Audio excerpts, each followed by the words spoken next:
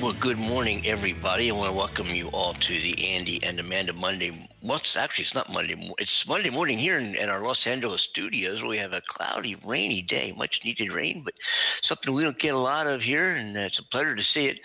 And it is the Monday morning Andy and Amanda program. We are all set and getting ready to do our show today for the week. This is the first of our Monday, Wednesday, and Friday show. Waiting for Amanda Love to join us in the UK, and I'm sure she'll be with us momentarily. We do join the USA and the UK together for 90 minutes of fun time discussion about the news and headlines and what's going on in your life and what's going on in our life. Our phone number to get on the show is ready? Take this down. Don't forget this number, 515-605-9888. That gets you into our show, and we look forward to having conversations with you, and we hope you enjoy listening to our conversations and discussion. There's a lot to go over. Of course, on Mondays, we're going to cover the news of the weekend. We have a special guest joining us as well, and we're going to be all about that. And waiting for our co-host here, Amanda Love, to join the show, and she'll be with us in just a couple of minutes. So how was your weekend, everybody? I'm hoping you had a good time, and we're out. I know the COVID numbers are flattening. This is not indicative of it being over, but I think people being more careful and people being vaccinated and so forth, and that combination is really driving down the numbers here. I don't think it's any indication that the crisis is waning. I think we're going to have some more time on this, and we're going to see what happens in. Oh, who's that number coming in? That's on the wrong phone line. Our phone line is 515-605-9888 to join the show. We hope to hear from you. But anyway, as I was saying, the COVID numbers are they're coming down. They're flattening. It's early on Monday. Our new deaths today in COVID are 66 in the USA.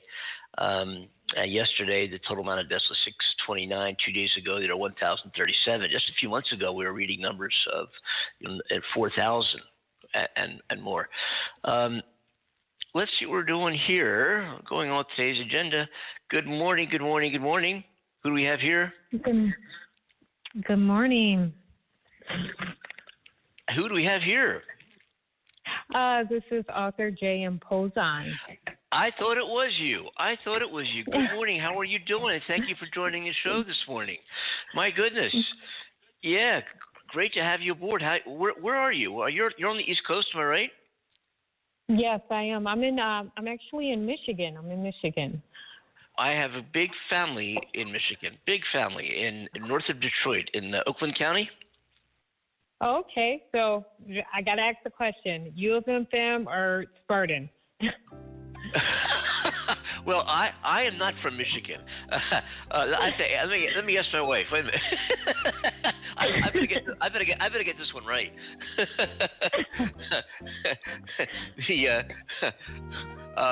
But I guess, which one's in Ann Arbor? That one. That would be U of M, maize and blue. There we go. Is that the right answer? Yes, I am a U of M fan. Yay. Yeah. There we go. I've got my in-laws and big family in Michigan. I'm in the West Coast there now. I don't get there. I haven't been there in quite a while, but we used to go for some of the holidays and visiting, and my kids have 25 first cousins there, that kind of thing. Big family out there. So it's been I love it. Who would ever think that having been to Michigan so often and traveled, the state's beautiful. I mean, Traverse City, Sleeping Bear Dunes, Port Huron, and there's so much to do and travel and see and camp. I mean, it's really great. I got to tell you a funny story. Are you ready? Yeah. All right, here we go.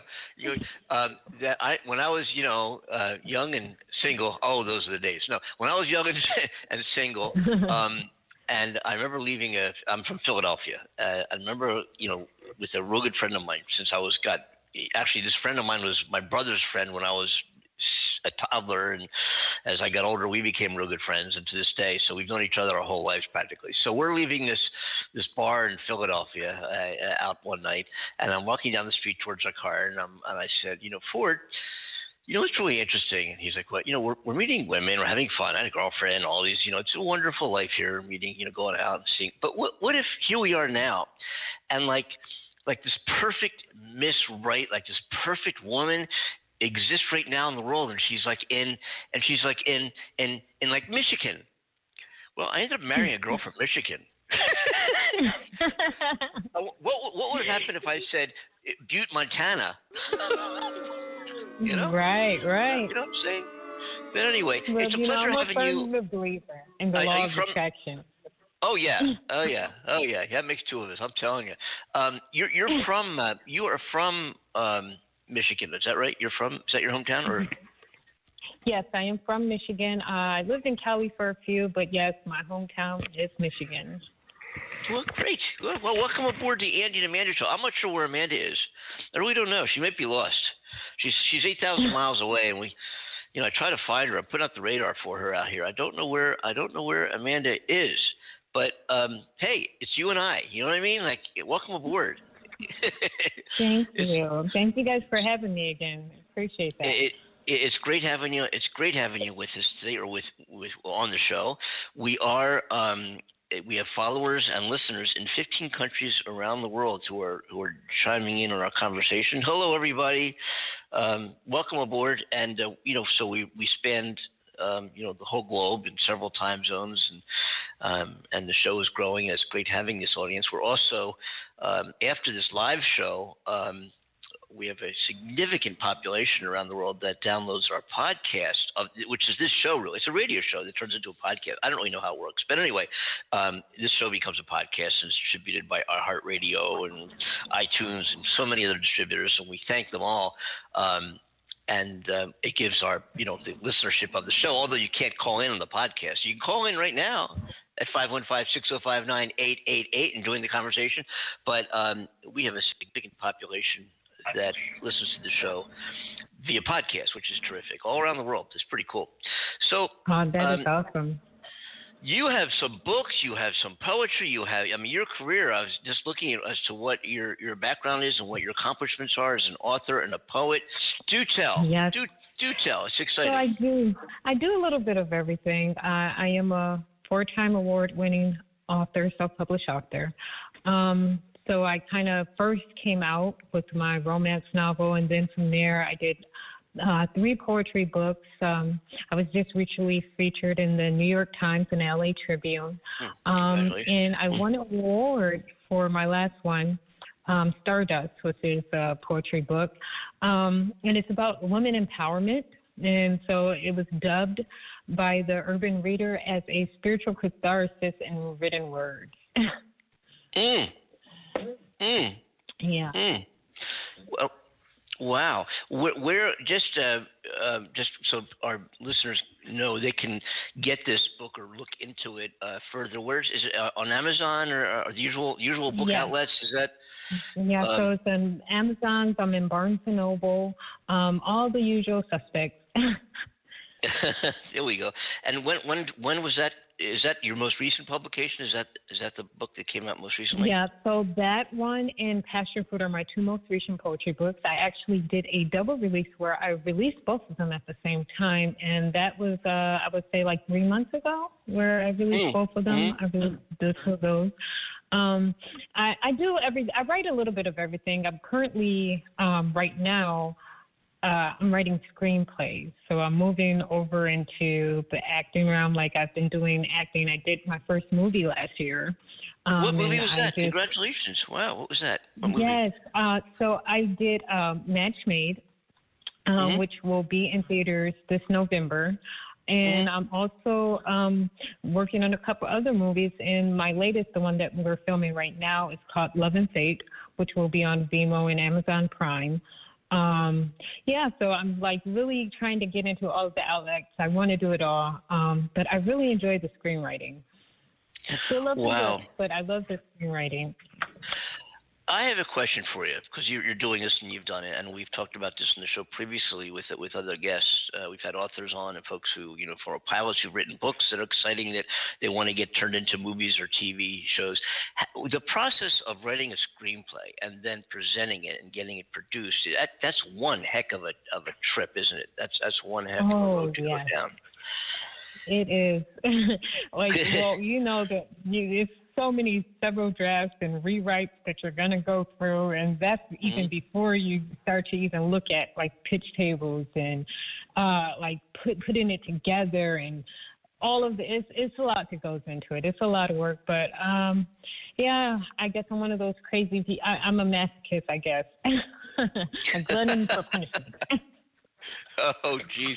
So when you're writing a screenplay, is it based on a book, or is it just out of the gate a screenplay for a production, a film production? So the three that I have, because I currently have three that I've written out, they were all original content, original ideas.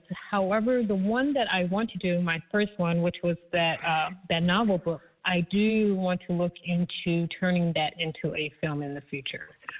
Oh. Well, how would you classify your work, your written work? Into what genre? Where does it come from? Where does it live in terms of, subject, material, philosophical roots, and so forth? What would you say? I think it's a little bit of everything. I did grow up a major fan of philosophy, and another thing that I was really into, don't hold it against me, but I had this really strange infatuation with Greek mythology growing up. It was the weirdest thing. The world began with several primordial beings. First came chaos, then Gaia, earth, and finally Eros, love.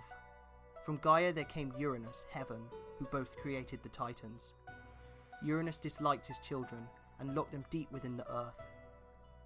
Gaia, sick of having her children, like sickle that yeah. Wow, so a lot of it stems from that, and just like overall philosophy. Like Stardust, for example. Again, it's poetry, it's poems about women empowerment, but it's more so. I asked these women to envision themselves as these bright stars up in heaven, and that we were magically brought down to earth. And in this transition, like we were too bright to look upon. So we had to shed all of that star energy, and we were then blanketed in like flesh and skin. And in that transition, that we forgot that we were made of light and energy, that we're so much more than just flesh and bone. So it's like this call to action, prompting people to look at themselves as spiritual beings and outside of this realm. Wow. Exciting. Wow. Whoa. What got you into it? What was when you first, you have as a matter of fact, it must have been for your first project, coming from having not a published work to suddenly you're a published author. Wow. What a breakthrough.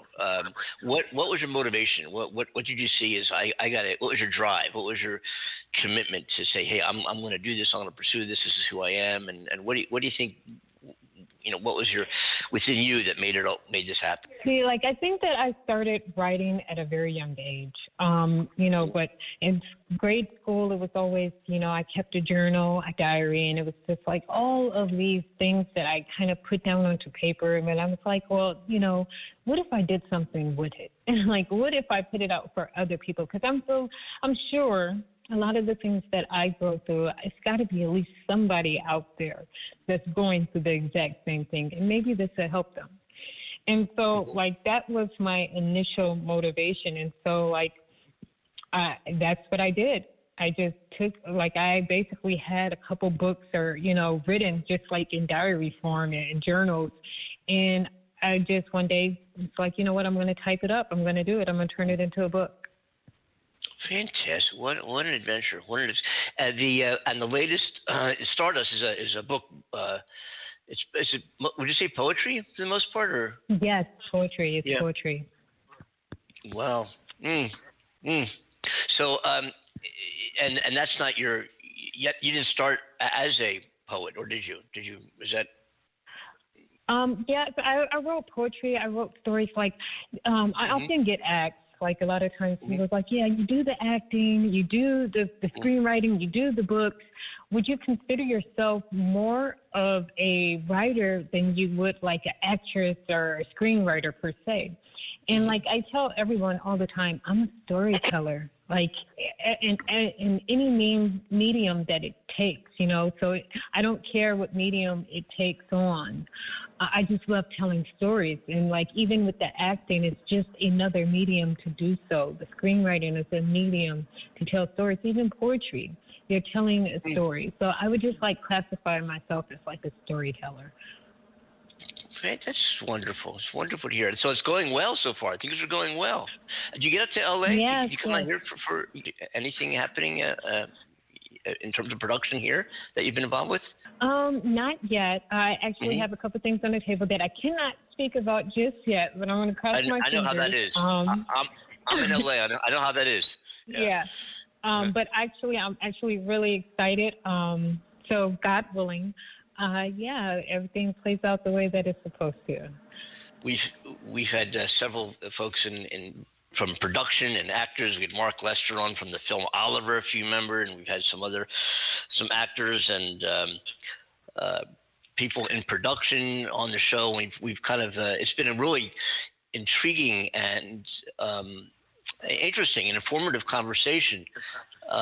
Just the whole, because we're getting various glimpses of how the business works, being on it, not just as an industry, but actually being involved day to day. What's it like on set? How are these things happen? How are these things written? Who gets to do it? How do you get to do it? And it's been fascinating. I mean, it's been great. And the show's almost taken a focus on that industry in the past couple of weeks. Amanda is with us now. I am. Hello, sweetheart. Hey, how are you doing? Hello, darling. I'm so sorry to arrive late like this. Oh, my goodness. Talk about technical issues. Amanda, not to make you jealous, but I've been enjoying having J.M. Pozon to myself here. So if you want to just... that's okay. I can leave you guys to it. That's no problem. How are you doing, sweetheart? You doing good, both of you? I am good. Thank you. How are you this morning? Yes, my afternoon. I'm doing good, thank you, darling. Yeah, just I get frustrated when I'm struggling to get on the show. Poor Andy must think, where's that bloody Amanda again? Where she turns up? My wife. You know what I mean? You can't take her anywhere. You know what I'm saying? Too bad you have no choice. No, she's my. Amanda and I. I'm Amanda's internet husband, and she's my internet wife. We've never met. I know it's a crazy situation, but it's fun. It is crazy, and the person who put us together, his name's Cornell Butler. He's in Delaware. He put the show together, and neither one of us have ever met Cornell.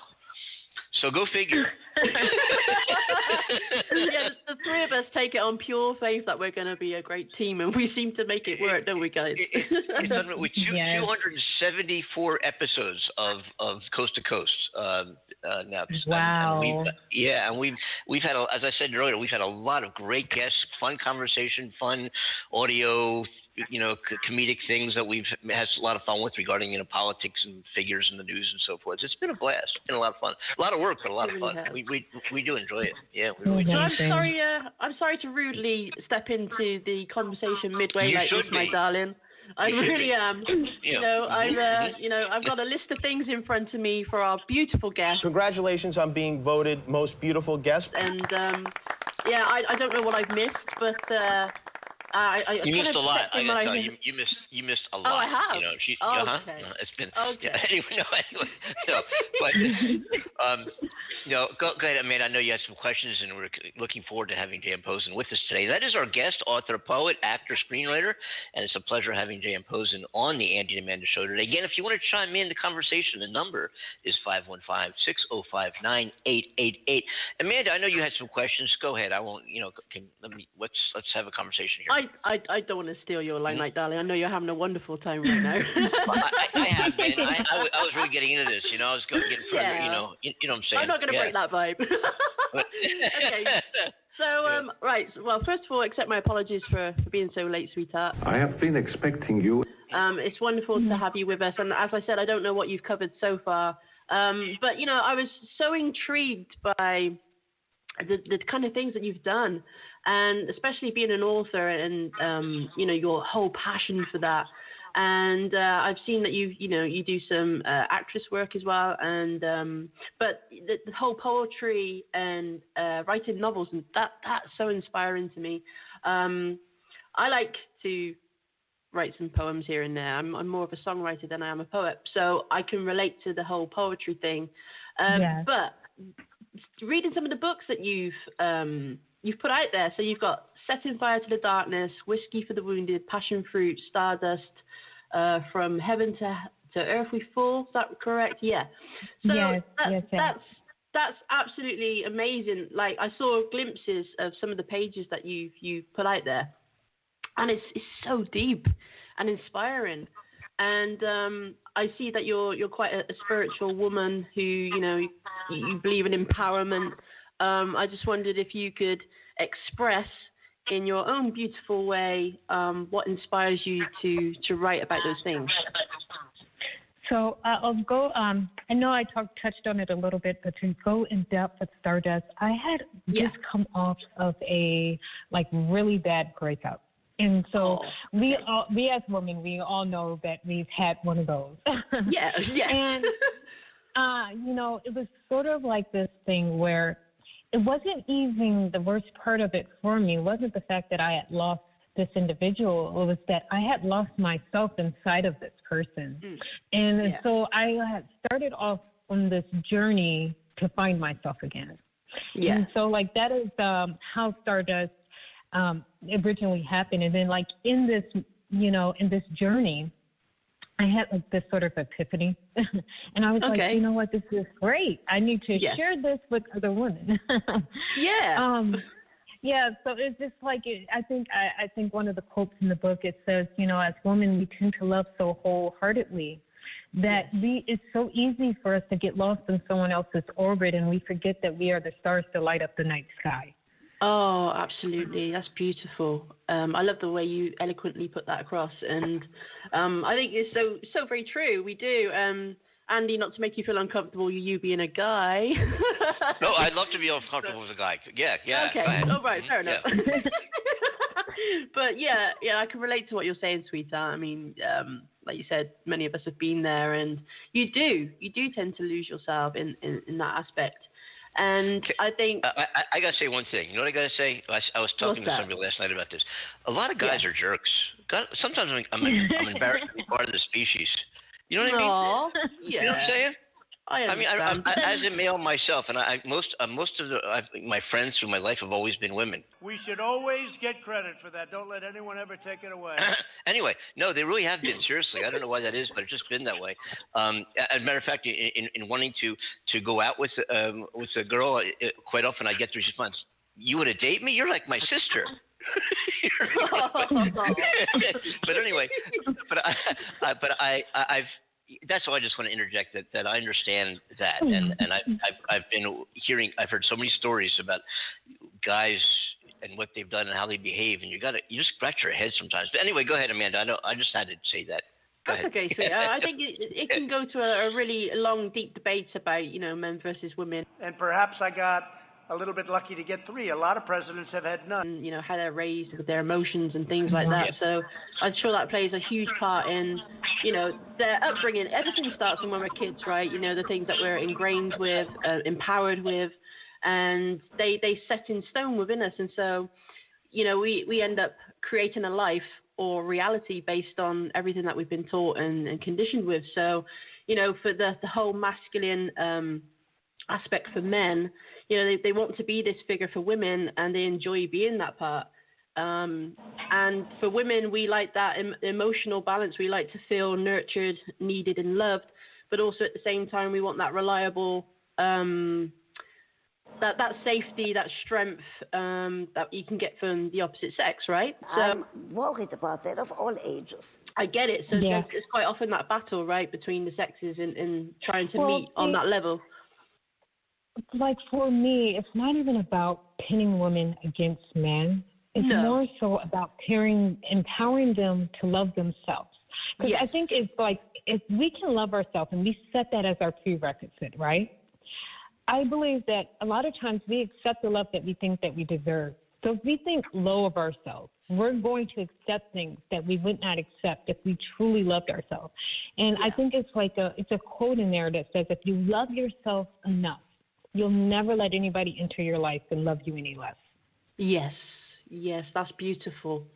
And I agree with that. And I think, what I've noticed is that so many of us are on that path, that journey right now. Even myself, I've come to a place in my life where all the focus seems to be on me. Everything in my life is reflecting and mirroring back to me. Hey, Amanda, pay attention. It's about you now. Mm-hmm. And that, that scares a lot of us, right? We're actually scared to face ourselves and go deeper and see what it is that's been an issue for ourselves, where we've been lacking, where we've been needing to shine that spotlight on that says, hey, okay, so work on this area, improve this. Don't pay attention so much to what you're giving out to everyone else in your life, and not only people, but, the other areas of life that you pour yourself into, right? It's with work, etc., whatever it could be, everything. And it's a truly deeply spiritual experience to come back to yourself and say, okay, I'm brave enough to do this. I'm brave enough to face myself. I'm brave enough to say I need this, and take that action for ourselves. And, it's been a very scary step for me. Bring her to me. Very scary, but I'm starting to understand it little by little. And, your timing with coming on the show, sweetheart, has been absolutely perfect. Absolutely perfect. See? There we go. The irony is that when we start to work on ourselves, when we start loving ourselves, it's like a ripple effect that just we're putting out a certain type of energy where we're going to start attracting a different caliber and level of guys. So if you ever heard that, be that what it is that you seek, be what you seek. So when we start doing those things, those are the type of individuals that we're going to start attracting. We're no longer, if we're broken, we're going to attract people that are broken. But when we do the hard work and we actually go through the healing process and we make ourselves better, then these are the individuals that are going to be like magnetized towards us. Yeah.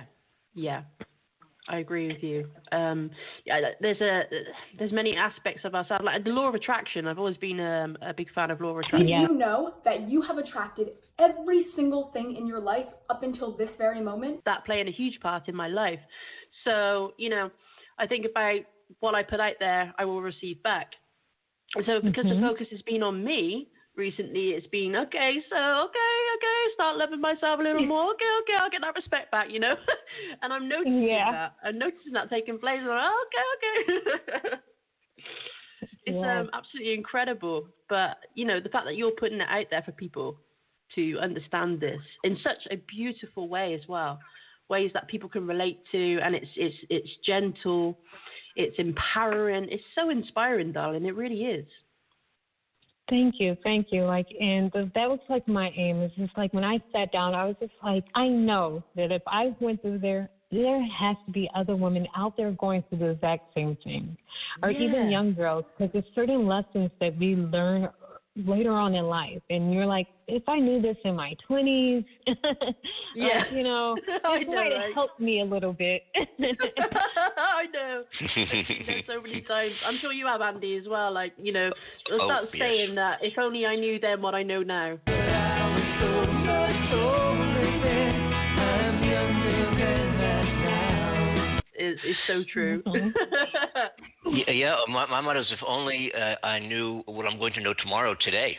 You know what I'm saying? Oh, very good. I like that one. Oh, that's a good one. Because we've talked about this. We've dove right. We've talked about this extensively for a while. Is what so many people bring their past and what they've done and what they didn't do and issues and controversy and obstacles that have affected their life, and everything affects your life, whether it's a positive or not, whether it's a negative influence in your life or positive. But one thing is for sure, absolutely a fact, and that is whatever that was, whether it was real or whether it was actually perceived and really didn't happen, but you perceived it as something that happened, right? You go with it. But the fact is, however that manifests itself, is it did happen. And the calendar was yesterday, and you can't recreate that calendar for today.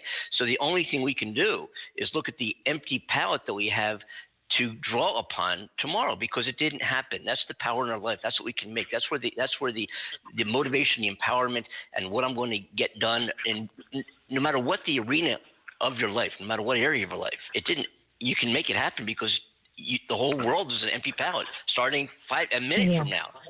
Because you can't go back in time and change the way something happened, because it already did. Wasting your time watching everybody else. Take my word for it. You're losing time for nothing. So that's why I like to look in the future and say, hey, what am I doing? What did I do? What did I do a year from now, 2 years from now, 5 years from now, and then walk backward and figure out how the heck did I get there? I find that more. That's amazing. That's actually amazing way to look at it. It reminds me of that book, The Power of Now. I don't know if you read that one. Oh my goodness, I was about to mention that, sweetheart. Please carry on. Yes, but it is an amazing book, and it talks about how to train our mind to live in the present moment of now, and the importance of doing so. And it kind of gives you the idea, like, if you're always looking backwards, you're going to be in regret. And if you're looking too far ahead, you're always going to be anxious. And so it tells you to train your mind to focus on the right now at this moment, what you're doing in this moment, in this second, and fully be and resonate with that. Because so many times, like, we go through the day and we're so overwhelmed and taken over by mundane tasks. Yes. And so it's constantly we're thinking, oh, what am I going to do for dinner? We're never thinking about the present moment that we're in. We're always thinking ahead. We're like, oh, maybe I need to go to grocery shopping. I need to do this. I need to do that. And it's very rare that we sit in the present moment and we just sit in stillness with ourselves. Yes, I agree with that completely. Excuse me while I clear my throat. But no, I agree with that completely. I think it was Eckhart Tolle, right, who did the book The Power of Now, I think it was. Yes. I love him. He's excellent. Yes. He has New Earth, too. Yes. He's a great author. I know. Absolutely. I mean, when I started reading his work and I started watching his videos, I was like, my God, this guy gets it. And he really put me in that peaceful place of, okay, so let's take my mind out of the future and the past, because according to him, the mind only knows how to do two things, and that's either exist in the past or the future. So it's kind of retraining the mind to be in the present. And I forget that a lot of the time. I try to do that when it's usually when I'm struggling with something. I go, oh, okay, Amanda, okay, breathe, find that Zen place, and remind yourself that everything that you're in right now, that's all there is. There is no past, there is no future. It's been and gone. The future hasn't yet come. Whatever's created comes from this moment. And so I have to remind myself to be in that peace, to then bring forth even more peace. And you find that happiness and that joy within you. And, that's when you really start to come to yourself, right? And you discover all those things about yourself. And it's just it's such a beautiful thing. I'm so happy you mentioned that. It's one of my favorites. I love that book. Oh, yeah, it's amazing. I don't know if you know much about Eckhart, Andy.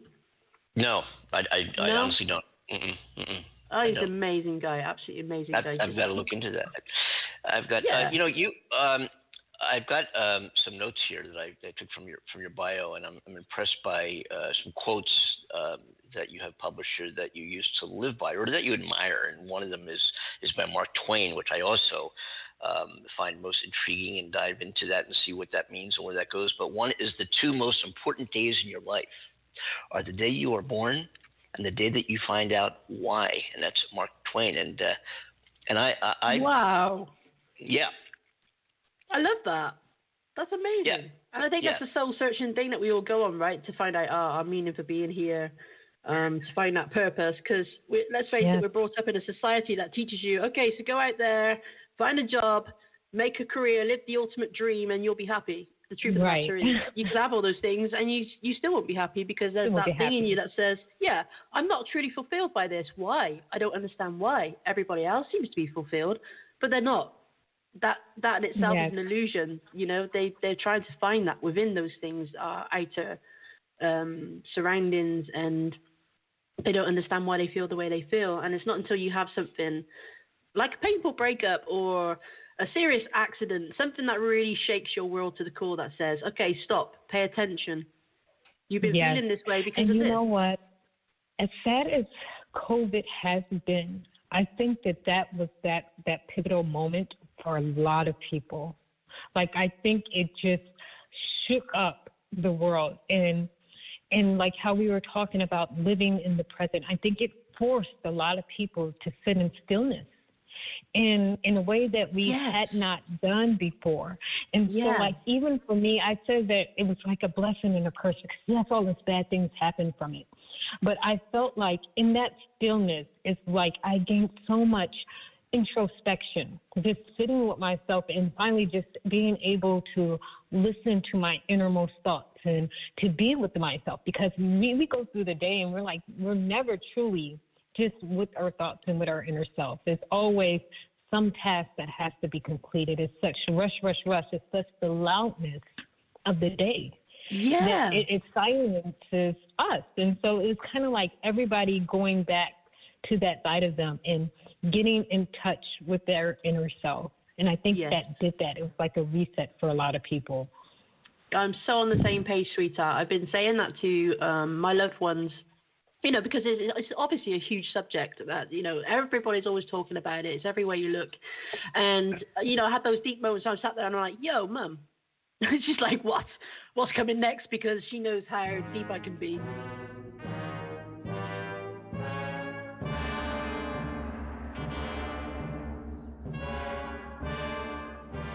And she's not quite there with me. I mean, she has those moments where she'll say something and express something that seems quite deep.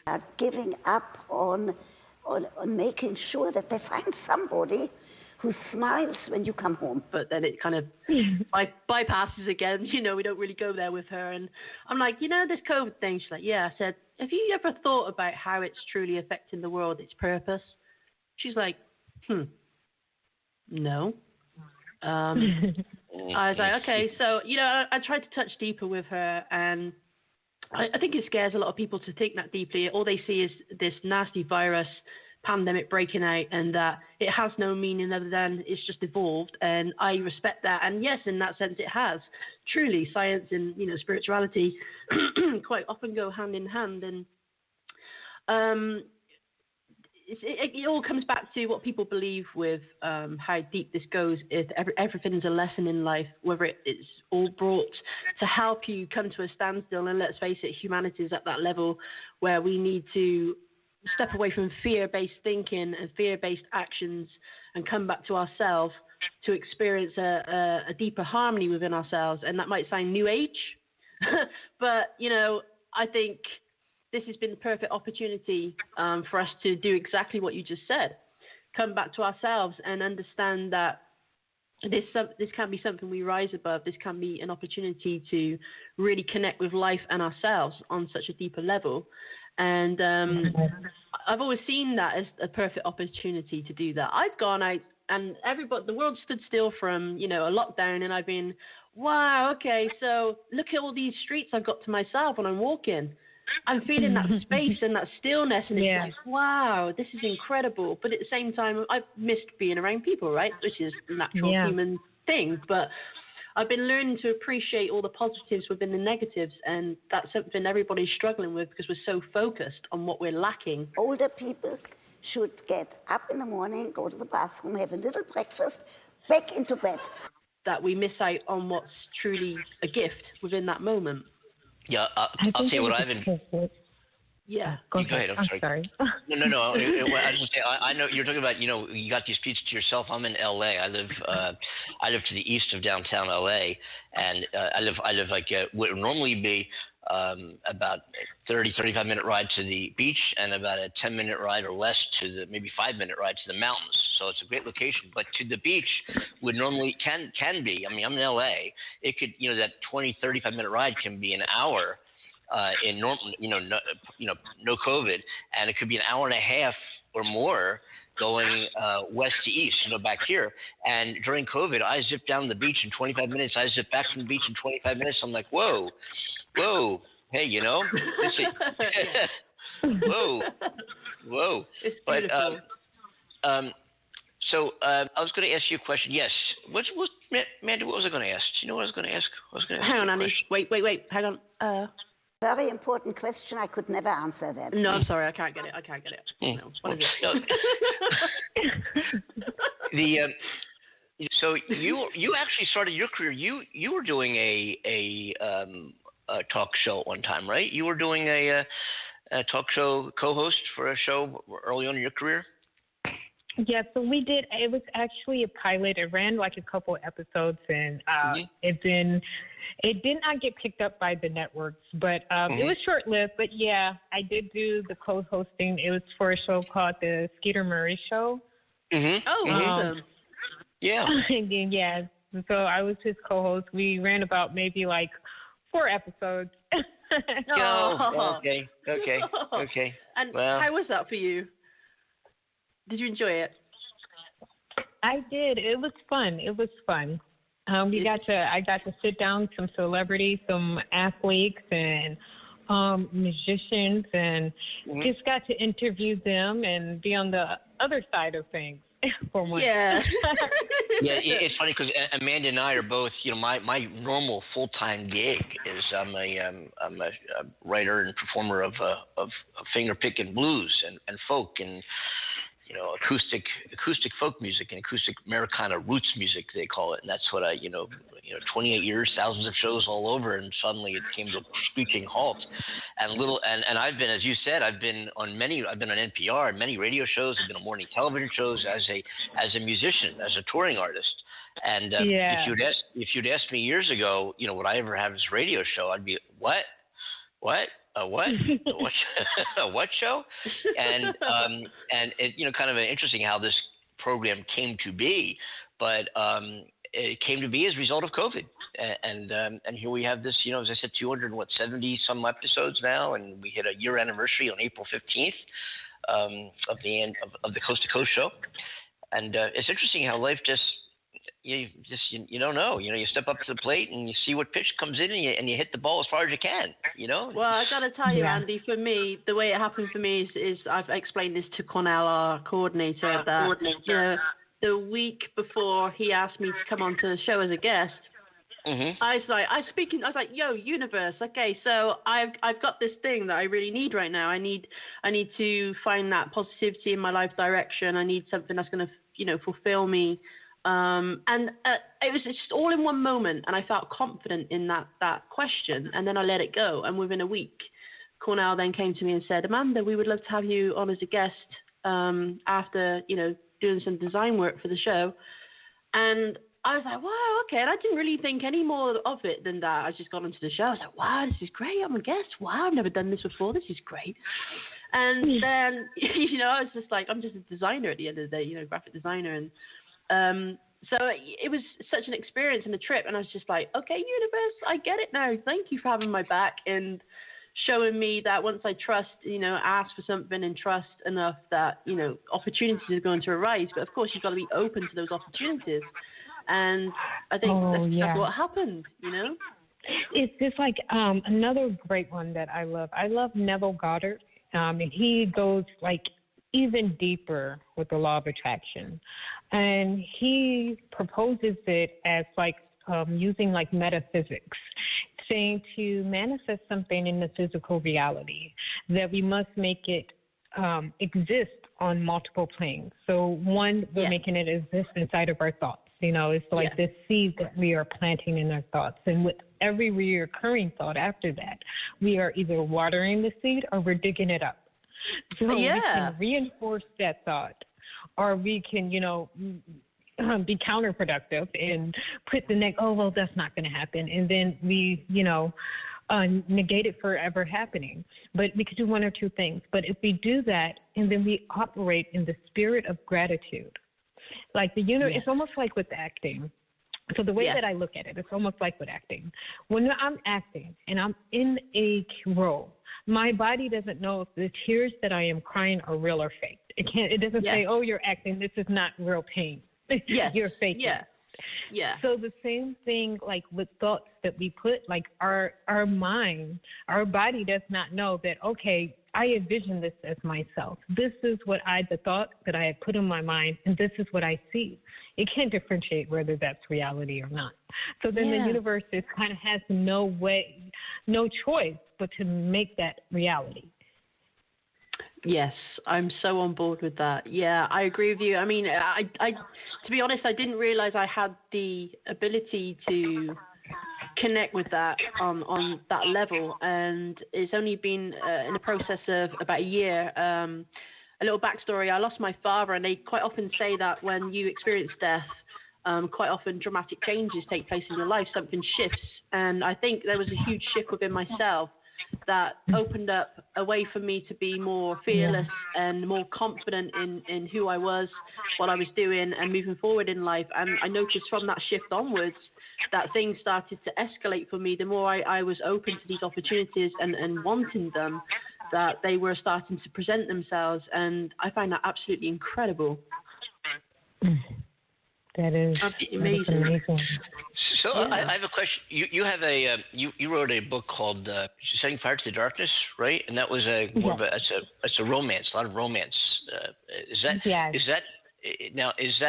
if I'm gonna be in the movie for this, when the romance scenes happen, all the lights have to be turned off, and there's no light allowed, and everybody has to leave the room.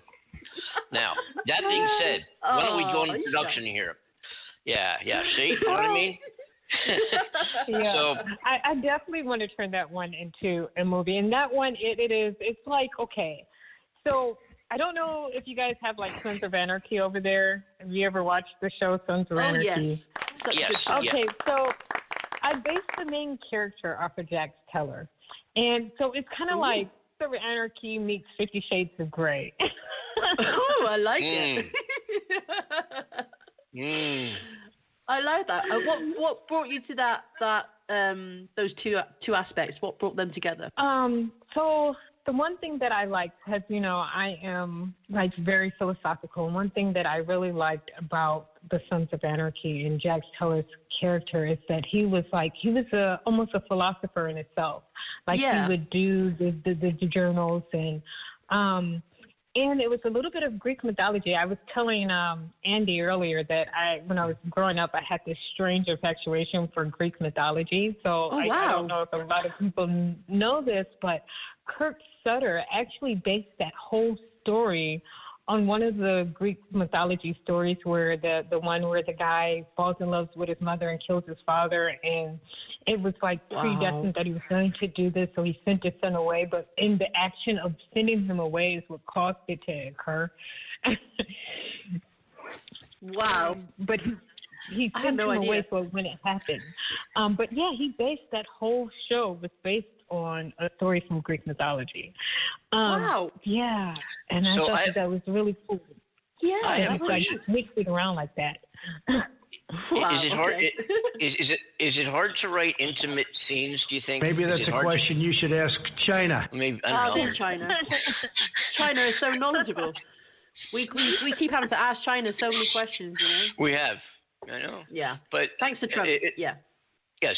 Thank you, Donald. Anyway, we will ask China later. But in the meantime, we have a special guest, J.M. Pozon, on the Andy Manna program. Our number is 515-605-9888. Yeah, let's dive right back into that. Writing like romantic, intimate scenes. That's something I can probably get into. Tell me about doing that. What's that all about? Is that like hard to dive into? I mean, how do you do that? I don't think it is. I mean, like another thing is like, a great writer once told me, like in anything that you do, to be inspired, you must read. You got to be inspired to write things that are inspiring. And so like I would just read different books, and the research was kind of, now the research part of it, that was funny. And like I think I was dating this guy at the time, and I was like, I have to buy all of these toys for research because I need to know what I'm writing about. Wow. What was his response? I bet he was like, okay, let's do this. And it was so funny because I think we had went on this ski trip. We had went on a ski trip one day, and I had like all of these stuff in the room, and he's like, I don't even know how we're going to explain this to housekeeping.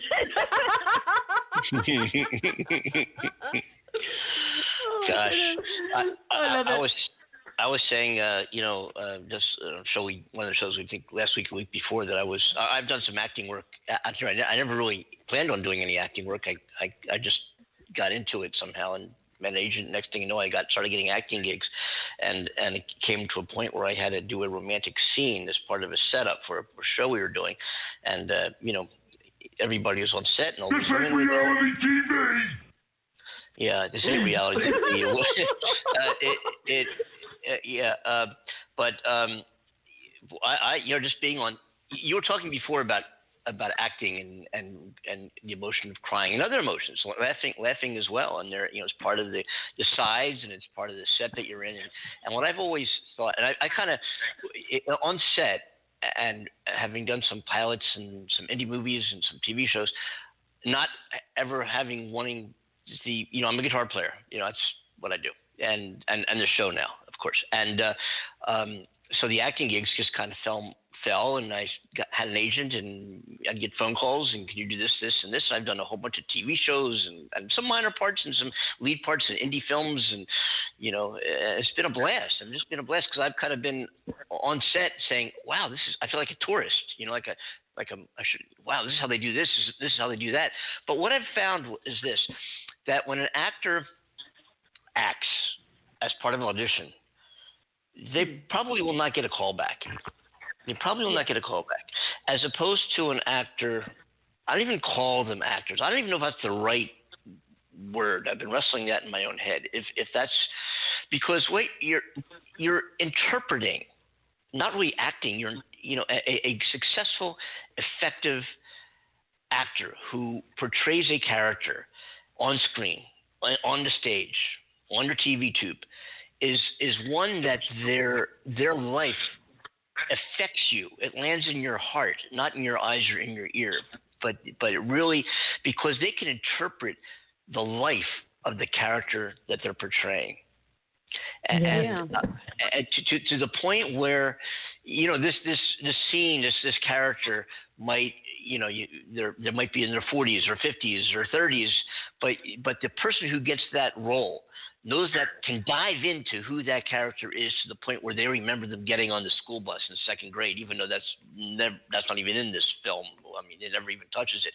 But they're so related. It's about the relatedness of who you're in the scenes with, and what the story's about, and where this is going, and how you relate to that, and how you react to that, not acting in that, because if you can see right through it.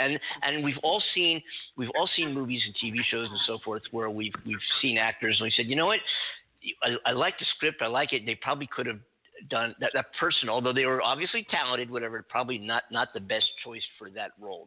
I'd rather have seen this person in that role. And why? Why is that?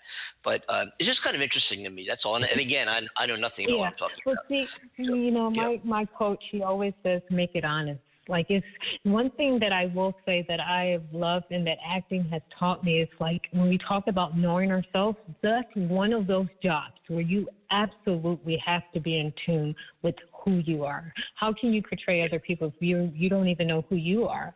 But it's a level of honesty. It's such, like, to be a great actress or actor, you have to have such a level of honesty within yourself. And I think that was one of the things that it really taught me. It challenged me to be honest. And when you open up that doorway to different emotions, you have to be willing to do that. And even more so, another thing that I was just like, I kind of love, like, acting for me is like a spiritual catharsis. There were things that I was feeling that were, like, probably laying dormant that I thought, I may have healed. And, we all have those things that we think that we've healed from, and they present themselves in the most inopportune times, right? Oh, yes, yes. And with acting, it provided a platform. So it's like all of this stuff that's pent up, and I didn't even know was there, and it would come out in certain things, and I'm like, at least it came out in a productive way, opposed to later on down the line coming out in some other area of my life. And I didn't even realize that I was harboring that. Wow. That's incredible. Interesting. It's interesting to me, and when having, here I am playing stages, and I'm doing, and I never even knew I'd be doing that. I mean, if you would ask me, I started my career as Amanda as well, where I started my career as a professional pilot. I've got thousands of hours flying jet airplanes, and I remember when I first started playing music and getting a record deal during a pilot furlough, I was interviewed for this big newspaper, and the journalist said, so there, you were, just a year ago or so, you were flying airplanes around the country, flying passengers, traveling, checking in the hotels, seeing the world, and now you're traveling with your guitar. What's the difference between the two careers? I mean, how do you go from one to the other? And I thought about that, and my response was, quite candidly, I said, basically the same job, just a different kind of microphone. Good afternoon. This is your captain speaking with just a little flight information coming up on But what I found was this: you're on stage, and I kind of dive into even being a pilot. We've talked about this. The philosophy, the philosophical values of what one does as a career. Like dive into what drives that? What's underneath all that? And how does that work? And how does that parlay and convey to life and formulate a direction in your life? And something that takes you from not what you do, but who you are. Do you do something for a living, or are you who you are for a living? Do you wake up every day and get paid to be you, or do you wake up every day and you have to go do a job and come home and do a job and come home and you can't wait till your pension comes along?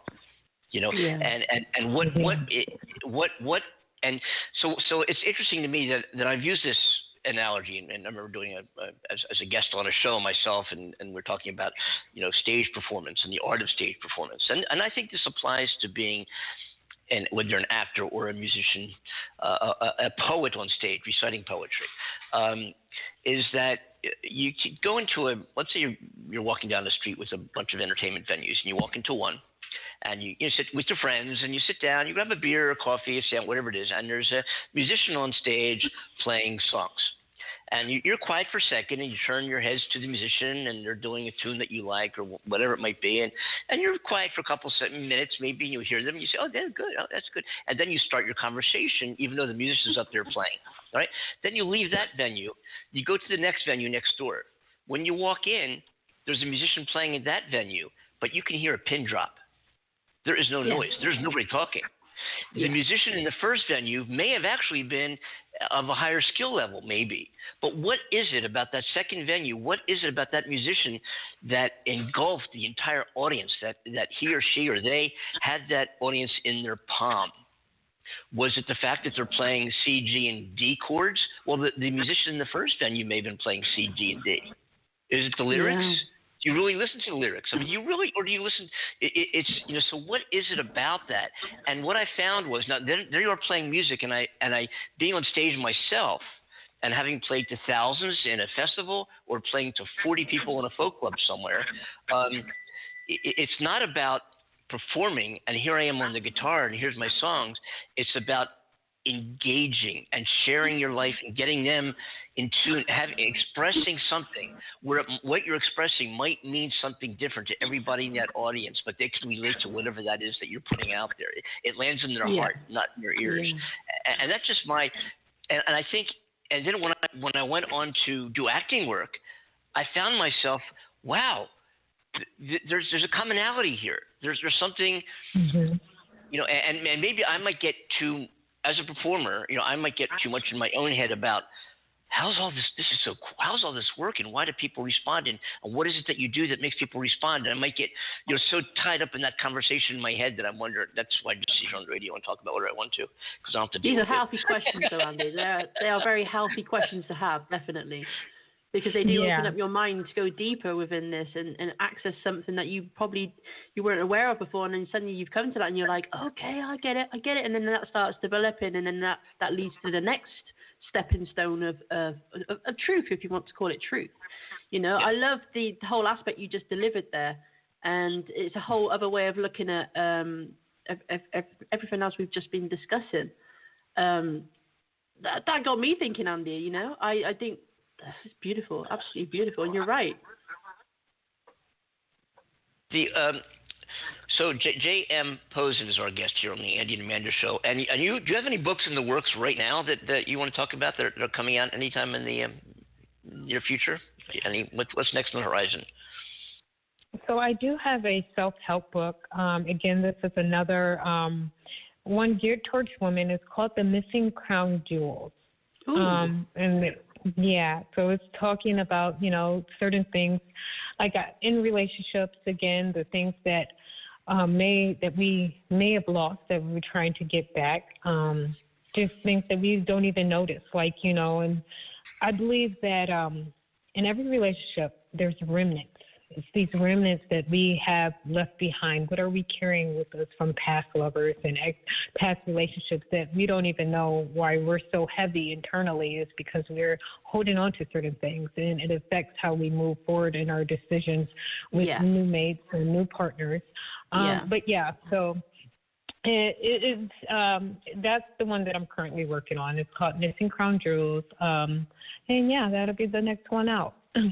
Wow, that sounds awesome. And I think, a lot of people are looking for that kind of inspiration and help right now because, like I expressed earlier, with the transition I'm going through, and I'm not naive enough to think I'm the only one going through it. And I remind myself I'm not the only one going through it. And, there's lots of things that we can do to help ourselves. And I think reaching for a book like yours, Sweetheart, would be a great way to start.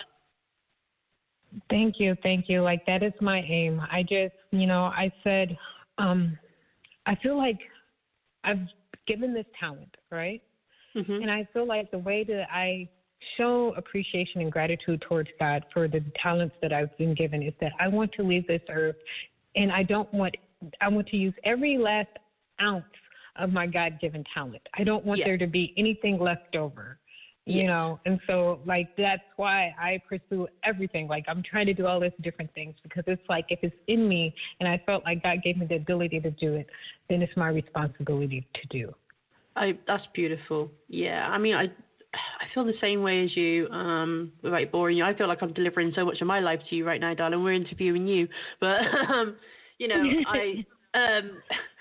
I love helping people. I've spent many years on Facebook doing such things, expressing my journey and the positivity that I can bring to other people's lives and how to help them progress, moving forwards. And so I totally relate to everything you've just expressed. It's when you feel you have that ability to reach people, or a certain gift like Andy's gift with music, or, you being an actor, then there's ways to touch people's lives, and if we're inspired to do so, if we feel that inner calling to do that, and use our gifts to the highest degree, then I think we're not living a life in vain, and we're living out our purpose, and that's a beautiful thing.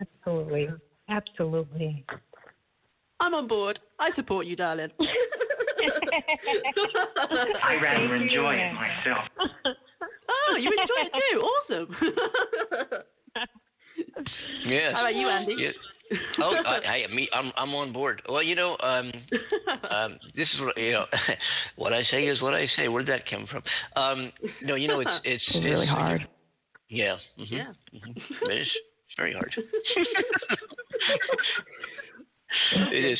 Well, our guest is has been J.M. Pozon. I want to thank you for joining us here on the Andy and Amanda Show, and it's so great to hear about what you're doing, your accomplishments, not only as a poet, but as an award-winning author, as an actor, as a screenwriter.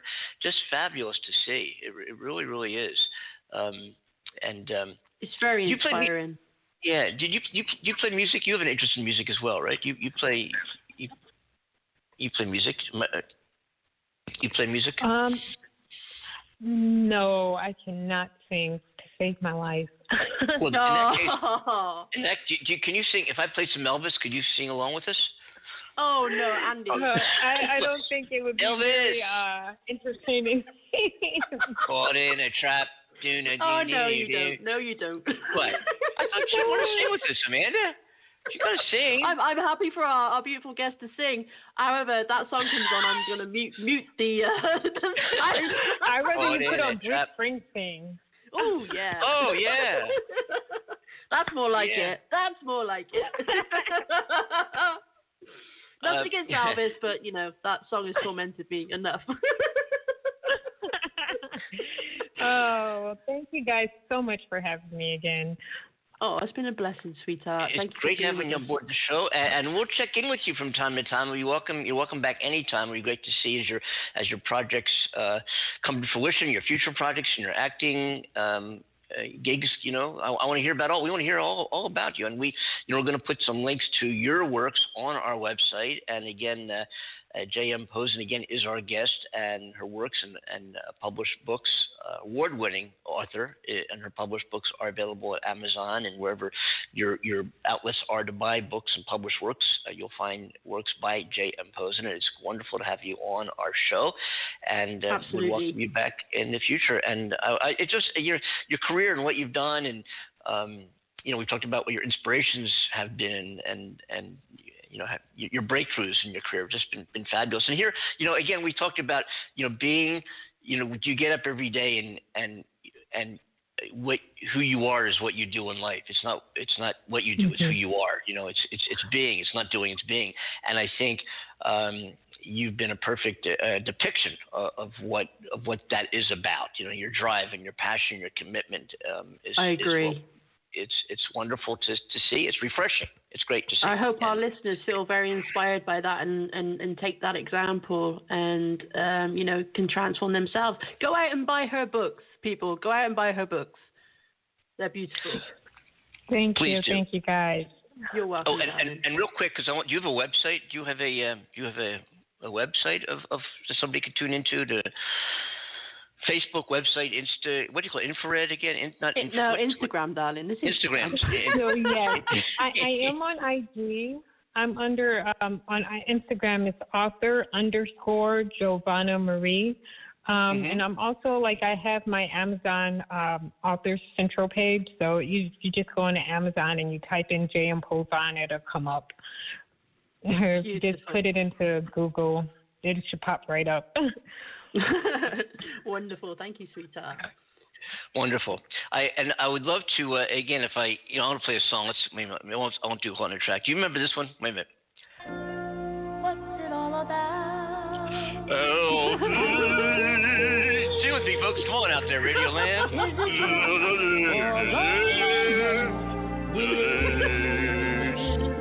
Thank you. Thank you very much. Thank you, Reginald. That was beautiful, Andy. Very good. Thank you.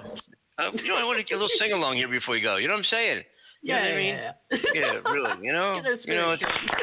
Thank you. Bravo. Much appreciated. Thank you very much. Anyway, as I was saying, thank you, J.M. Pozon, for joining our show today. We look forward to having you back, and all the very best with your continued wonderful endeavors and your works that we're about to, I'm sure we'll be talking about in the near future. So again, thank you very much. Absolutely. Thank you. Darling. Thank you, guys. Thank you both. You take care and look after yourself, and we hope to connect with you again in the near future.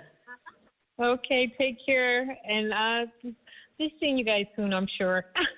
Oh, yeah, I'd love that, and I wish you every success with all of your projects and endeavors to help people. I think it's amazing. And we will be having J.M. Pozon back on the show again, folks, so stay tuned, and we're going to take a little commercial break here. I don't really want to take a commercial break. I think we have to take a commercial. We haven't time for commercial break. Okay, that sounds good. All right, we got to. All right. Anyway, we'll be right back after these messages. Again, J.M. Pozon, thanks very much for joining our show, and we will definitely be in touch. Take care. Dear Mainland, aloha. My brother and I know all about your to-do list, but have you also considered making a to-don't list? Like, don't forget hang time with your ohana. Don't forget to step outside every now and then. And don't forget the Big Wave Golden Ale. So maybe you make a to-don't list today, yeah? Put it on your to-do list. Good one, brother. One life, right? Mahalo. Longboard Island Lager and Big Wave Golden Ale from Kona Brewing. Kona, that's my beer. That's my beer of choice, folks. Kona Brewing. I was introduced to it in Hawaii, and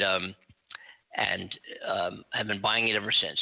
You don't have Kona beer there, do you, Amanda? Do you have Kona beer over there?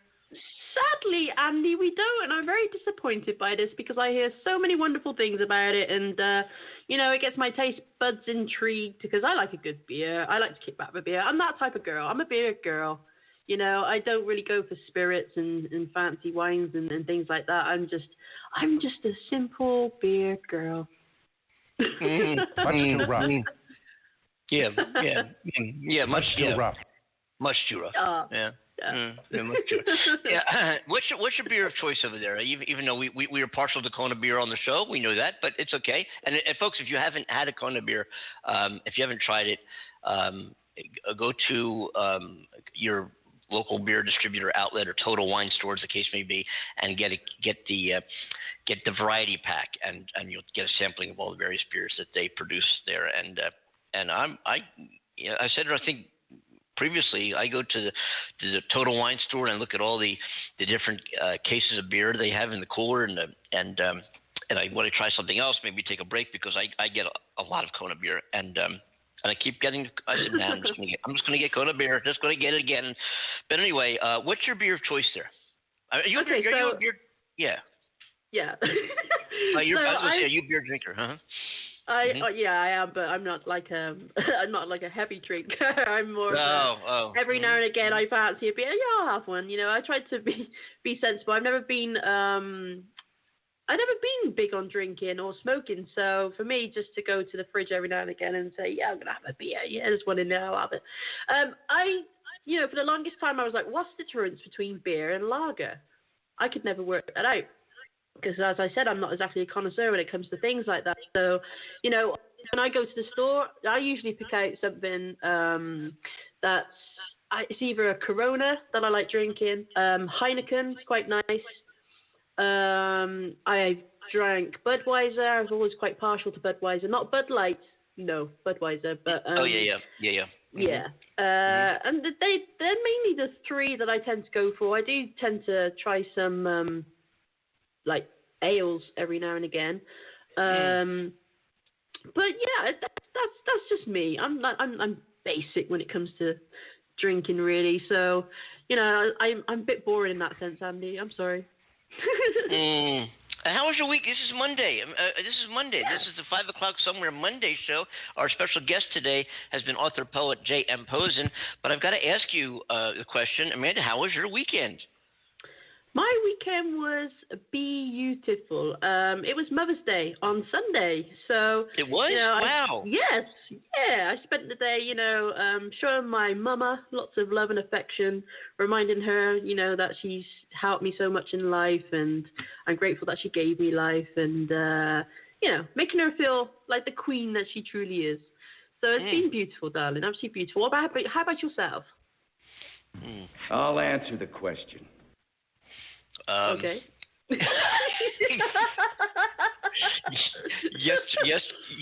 Yesterday was my daughter's 24th birthday. I can't believe it. My daughter's birthday was yesterday. Wow. And yeah. Happy birthday to her. Well, belated happy birthday. That's something. Yeah, we had a great time yesterday evening. Her and her significant other. It's funny. Her name is Justine. Her boyfriend's name, and he's a great guy. Her boyfriend's name is Justin. So it's Justin and Justine. That's amazing. They're so cute. Amazing. I love those guys. They're great. They really are. Yeah, JJ, it's something because, I talk about this, it's, I started late in terms of, finding a significant, not finding, I shouldn't say that, finding, I should never found anything. That's anyway, of getting married and having kids, the whole thing happened very, very late in life for me.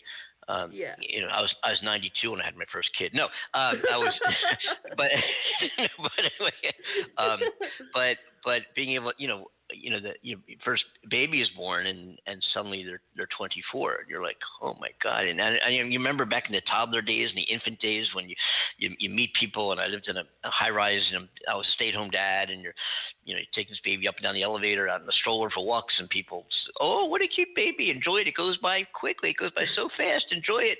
And you're like, yeah right. Cause you're with the toddler and the clothes and the naps and the diapers and all this. It goes by quickly, eh? Does it? Yeah. And you snap your fingers and and you're 24 years old, and boom, and I'm sure a lot of people can relate to that. It's just unbelievable. I've been told that, and when I see friends who and people just in general who have newborn infants, young ones, and I tell them the same story, and I say people used to tell me it goes by fast, and I was like, what? And something, my advice to new parents is start investing in algebra books now. And get brush up on your geometry and that algebra. When your kid comes to you and says, "How do you find an absolute variable of a domain?" You're like, "A what? A what?" Yeah, I wouldn't have the answer to that, Andy. A what? Yeah, that's my response. So brush up on that algebra, guys, girls. Your kid comes up to you and what does X mean? Huh? And what is osmosis? Dad, how would you define osmosis? And guess what? You ready for this? I know what it is. I remember in biology, 9th grade biology. Okay. Mr. Here's to you, Mrs. Robinson. That wasn't Robinson. Something like that. Mr. My God, I could see his face. I can't believe I'm starting to lose it. Anyway, I remember his voice saying this. I remember him saying this. Test question. Front of the room, pacing back and forth. He was a great guy. He was a great biology teacher. A lot of animated. You couldn't help but engage in what and that's part of being a good teacher, I think. But anyway, that's another subject. And he said this. Test question, osmosis, selective diffusion through a semi-permeable membrane. That is the answer. Here's the question. What is osmosis? Osmosis is selective diffusion through a semi-permeable membrane. You put that down, you get it right. And I never forgot it. Now, what does that mean? I have no idea. But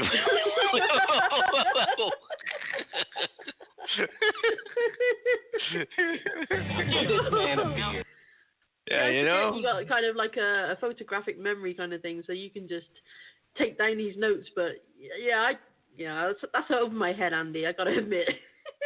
Yeah, anybody in science, any of our listeners who are into science, biology, medicine, I'm sure I know they're out there, will know exactly what I just said and say, yeah, that's what osmosis is. Now, what does that mean? It probably means that it was really hard. Yeah.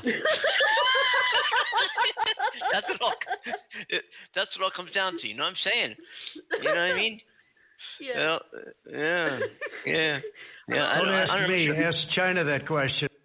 Yeah. What osmosis is? Yeah, I don't know. Okay, China, this one's yours. Yeah. Can you tell us, please? Yeah. Wow. So did she have a really beautiful birthday? Did she enjoy herself?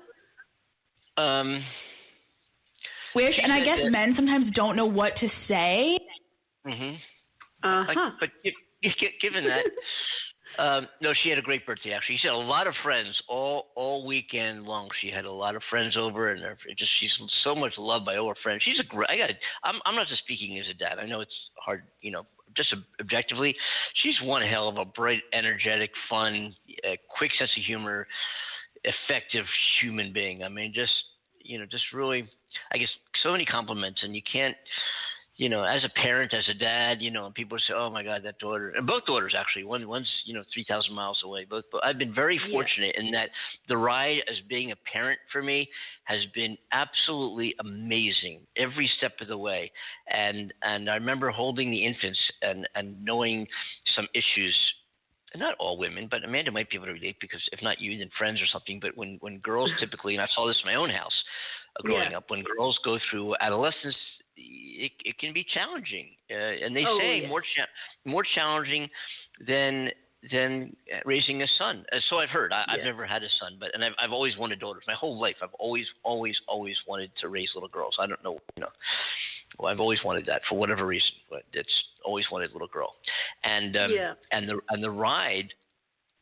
We never had that. I never had that with my girls. It's been just incredible from infancy through their lives. It's just been such an amazingly joyful, just enriching experience. And and it's funny because sometimes I'll get a text from my girls, and they'll comment about things they witnessed in life.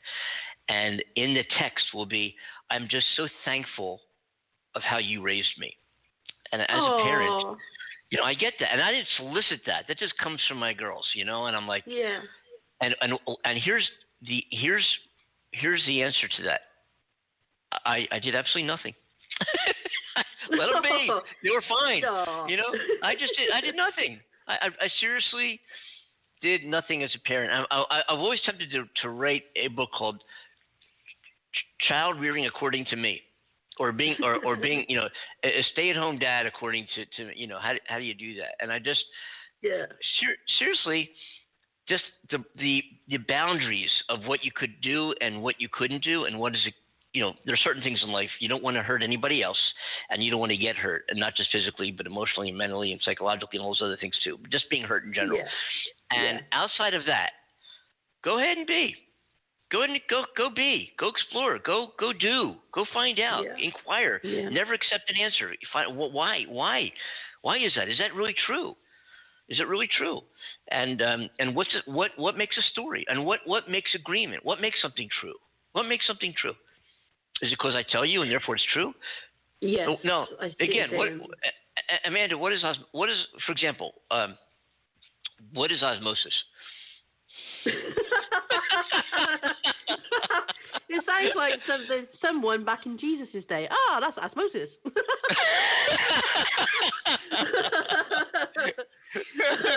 Other than that, straight over the head, Andy. Straight over the head.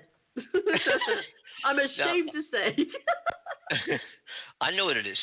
Doggy style for sure. Yep. That's what it is. Okay. I remember that conversation. Oh yeah, did you fancy some osmosis tonight?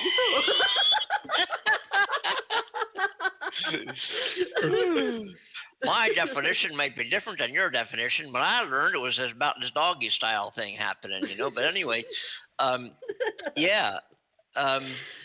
but anyway, yeah. So you know what does? We're not done yet. We're not done yet. Hold on. We're not finished yet. What does make something true? Well, I think. Andy,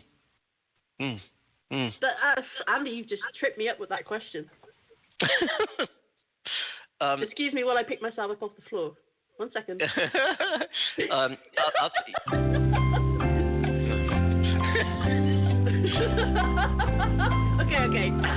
I'm up. Yes. Back in my seat. I don't know. I think truth is subjective. Everybody has their own truth and level of understanding of what truth is for them. For example, if you're seeing the color purple and the person next to you is actually seeing the color pink, it's true for them, but it's also true for you, right? It's subjective. And I think so, you know, multiple truths can exist at the same time. And I believe from many experiences that I've had in my life, what's true for me isn't necessarily true for somebody else. But what makes it true for me is how I feel about it, how it helps me progress, move forward, what it proves to be for myself. You know, because some truths, they provide evidence. Some truths don't. You have to take them on sheer faith, and then eventually they reveal themselves to you. But most of the time, it just triggers a feeling of what feels right. You know, that gut instinct, that intuition that says, yes, this feels like it's truth for me. And then you follow that and you move towards it. And I think that's why we all have our own truths, because ultimately we're all living separate paths from each other. We're all trying to guide ourselves on these separate journeys from each other. And again, what's going to be true for me isn't going to be true for you, but that truth will lead me in this direction. Your truth will lead you in that direction where you're meant to be. Yeah. Yeah.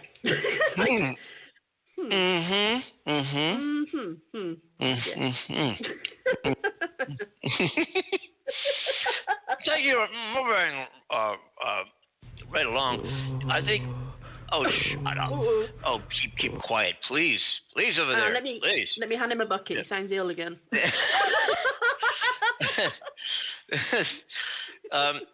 Yes, I agree with you. I agree with you. But we're going to parlay into the news. And how are we going to do that exactly? In Georgia, the Georgia Congress passed a voting restriction law that makes it harder for people to vote. Right. And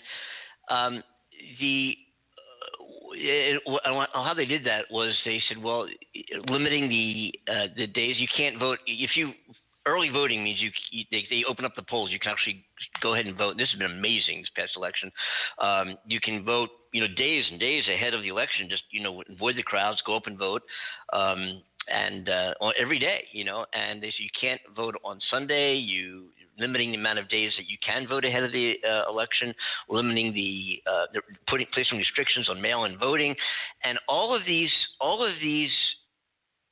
aspects, all these items in this congressional bill in Georgia that was passed, target, and I'm not saying specifically target, but they target minority groups who generally have a more difficult time in getting to the poll and casting their vote for whatever reason, and most of those groups are minority groups who normally vote Democrat. Right. So, do you know how we said on the show during the peak of the COVID crisis when Donald Trump was still president, and he said, well, the reason why there's so many numbers, the reason why we're getting so many positives is because there's so much testing.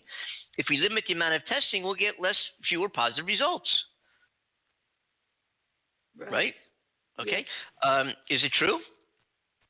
Yeah. Well, yeah, of course. But, but does it get to the heart of the matter, the fact that we need to address where this came from and why is it and who's getting affected? Yeah. That's right. Yeah. Now, here's the deal, that there has never been in any state, wide evidence of wide-based voter fraud. A few little single incidents here and there, a few scattered single little incidences. But there's never been any manifestation of this incredible problem that we have in the United States of America of voter fraud. That's never been on the top list of anybody, a problem we got. We've crime and drugs and different things. But voter fraud, has that been on our forefront of our minds in this country? Never, ever has. So the GOP, the Republican Party, says, you know what? Boy, Trump lost this election, and Georgia lost Georgia made the country lose the Senate. Well, why? Well, because so many African Americans, so many blacks turned out to vote. Well, why don't we just restrict opportunities for them to vote, and then they won't win? Yeah. Instead of saying, hey, we cannot win on our own merit because of our philosophies and political ideologies, that's not happening. We can't win on that merit. So why don't we just make it harder for the other side to vote, and then we'll win because they'll have fewer voters and we'll win. If we do less testing, we'll have less positive results. Do you see the correlation here? Yes. And they're both brought forward by I'm not. Listen, I've supported Republican candidates. Republican friends of mine say that in many respects I'm more conservative than any Republican they know, and I understand where that comes from. I'm not. Okay. I'm not an anti-Republican. Believe me, I'm not. Yeah. But that being said, Republicans, their platforms, their primaries, what they speak of, does not sit well with the majority of this country, and it does not sit well with the majority of minority parties in this country, and therefore they're going to have a difficult time moving ahead, especially if what I think is going to happen, and you're seeing other states follow suits. Of course, the federal government can step in, and this can be challenged in courts. And every time this type of thing has come up in court, they've lost. And just because they pass it, and it hasn't been passed, it went through the Congress. It's got to go through different branches of legislature before becoming law. It can be challenged in court, and will probably lose in court. But anyways, putting that aside, anytime this has been attempted in the past, it's not succeeded. But I think if it did succeed, let's just paint a picture of it succeeding, and voting laws have been implemented, have been put in place. I think it's going to backfire, and the parties that have been affected by this, who have been targeted, are going to come out and they're going to they're going to, like a slingshot, bounce this right back in their face, and not only going to lose, they're going to lose by margins they've never seen before. You think you're going to stop us from voting? It ain't going to work. It ain't going to work. And we'll talk more about that. We have we're running out of time on our show already. My gosh, Amanda, there's so much more I wanted to get to. Wow. Gosh, there's a lot I wanted to get to. Maybe we'll come back on tomorrow. Maybe we'll do a show tomorrow, Tuesday. Anyway, If not, we'll see you Wednesday, folks. But there's a lot I wanted to get to this show, and it's been great having J.M. Pozon on the program. I knew that, we've had her on, and probably, there's a lot of news I wanted to cover that happened over the weekend, but it was exciting having her on. We want to thank her for the opportunity of having her on the Andy and Amanda show. Yes. And she was wonderful to talk to and learn about her insights and her drive and her accomplishments and her books and poetry. And look up J.M. Pozon, folks. If you missed the interview, wind it back and catch what she had to say. It's been great having her on board.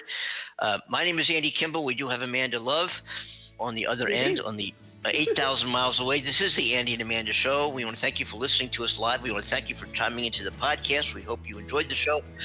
Amanda, take us home. We'll see you next show, folks. Okay, on behalf of Andy Kimball in Hollywood and myself, Amanda Love in the UK, thank you for being with us and join us again on the next show. Take care, keep smiling, and be safe. Bye-bye, folks. See you next time. Bye, everyone.